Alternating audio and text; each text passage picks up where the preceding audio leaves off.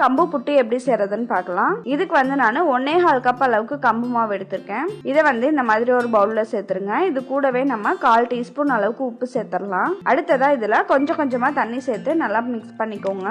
இந்த மாதிரி பிடிச்சோம் அப்படின்னா பிடிக்கிறதுக்கு வரணும். அந்த மாதிரி நல்லா மாவு ரெடி பண்ணிக்கோங்க. இந்த கம்பு புட்டு வந்து சலிக்கிறதுக்கு நமக்கு வந்து பெரிய துளை உள்ள ஒரு சல்லடை எடுத்துடலாம். இதுல வந்து நம்ம கம்பு மாவு போட்டு இந்த மாதிரி நல்லா தேய்ச்சி விடுங்க. அப்போ வந்து நமக்கு வந்து நல்லா உதிரி உதிரியா வரும். இதே மாதிரியே நம்ம எல்லாத்தையும் சலிச்சு எடுத்துடலாம். அடுத்ததா நம்ம அடுப்புல வந்து இட்லி பாத்திரத்தை வச்சிடலாம். இப்ப பாருங்க தண்ணி நல்லா கொதிச்சிட்டு இருக்கு. இதுக்கு மேல நம்ம ரெடி பண்ணி வச்சிருந்த கம்பு புட்டு மாவை இதுல வச்சிடலாம்.